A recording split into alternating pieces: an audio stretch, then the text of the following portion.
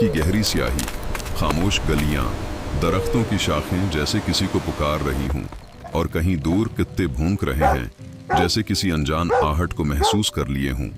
उन्हीं राख जैसे साए में तीजू, नबील और शानी, जो नहीं जानते थे कि उनकी हंसी सुनाटे में बदल जाएगी।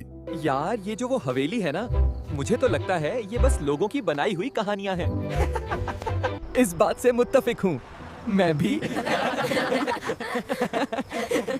मेरे ताया बताते हैं कि उनके एक दोस्त का बेटा उस हवेली में गया था और वो वहाँ से कभी नहीं लौटा, गायब हो गया। अरे नहीं नहीं, मैं इन सब बातों को नहीं मानता। ये तो बस झूठी अफवाहें हैं। आज रात हम उस हवेली में जाएंगे और जाकर उस हवेली का सारा राज गांव वालों को बता देंगे। चलो मान लेते हैं, अगर हम अंदर जाएंगे और हमें वो चुड़ैल मिल भी जाए तो क्या वो हमें मार पाएगी? चलो चलो चलो चलो।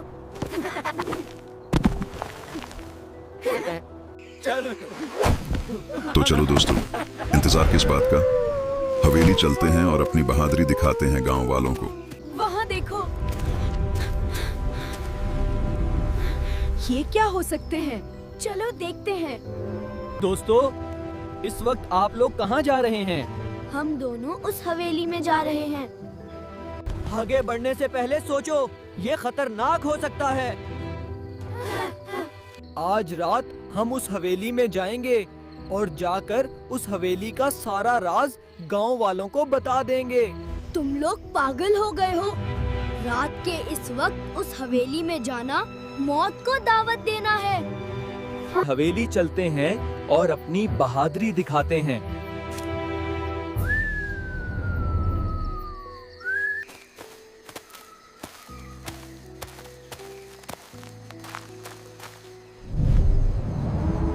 दोनों दोस्त उसकी बात सुने बगैर आगे बढ़ते गए, जैसे उनके कानों ने सिर्फ अपनी हंसी सुनी हो।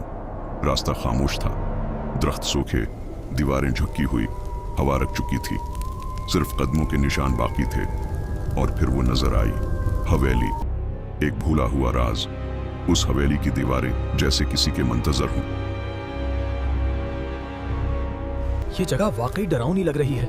ये सुनाटा, ये रात का अंधेरा और टूटी खिड़कियां। अरे इसमें डरने की क्या बात है नबील भाई? अगर मुझे यहाँ वाईफाई मिल जाता तो मैं चुड़ैल को सोशल मीडिया पर लाइव ले आता। वो आ चुकी है, वो आ चुकी है, किसी को नहीं छोड़ेगी। आज की रात कोई आम रात नहीं है, वो सबको मार डालेगी। टूटे दरवाजे, लड़खड़ाती खिड़कियां और जंजलती जंजीरें जैसे सदियों से किसी की आहट के मंतजर हों। बच्चे आहिस्ता आहिस्ता अंदर दाखिल हुए।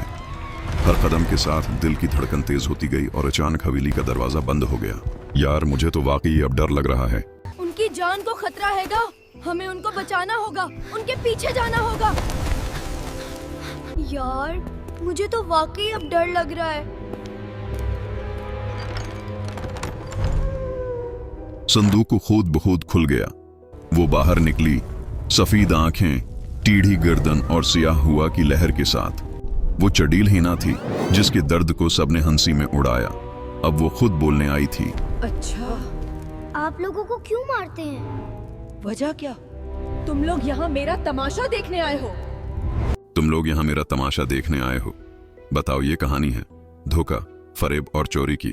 और वो चोरी मैंने नहीं की थी, मगर मास्टर जी ने मेरी एक ना सुनी और मुझे कैद कर दिया।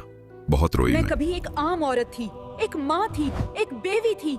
मेरे हाथ में हमेशा रोटी का टुकड़ा और बच्चों की हंस। मगर इस हवेली के मालिक ने मेरी इज्जत पर सवाल उठाया दे।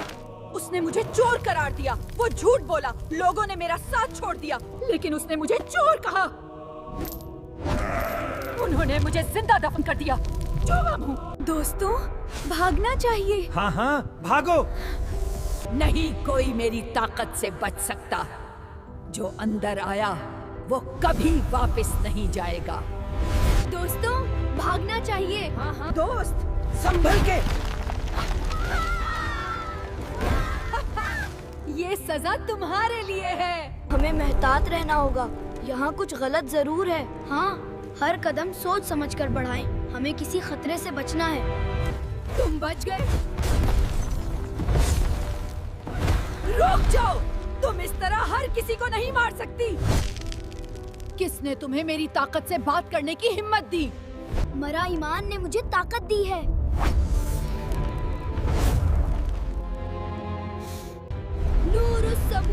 समावात वल अर्द।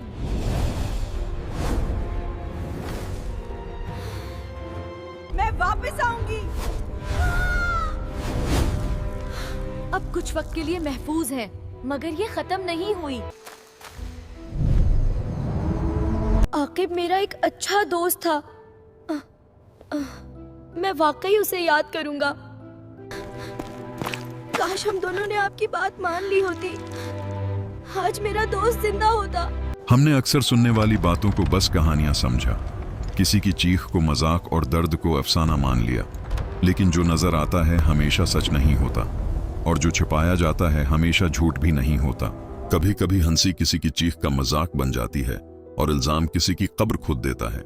इसलिए हर आखिरी सीढ़ी से पहले सोचो, क्योंकि सीढ़ियां सिर्फ नीचे नहीं जाती, वो दिल, जमीर और इंजाम की गहराई तक ले जाती हैं। प्यारे दोस्तों, अगर आपको ये कहानी अच्छी लगी तो लाइक जरूर करें, और अगर आप चैनल पर नए हैं तो सब्सक्राइब करें और बेल आइकन दबाना न भूलें, ताकि नई कहानियों की इत्तला आप तक सबसे पहले पहुंचे। अस्सलाम वालेकुम व रहमतुल्लाह व बरकाता।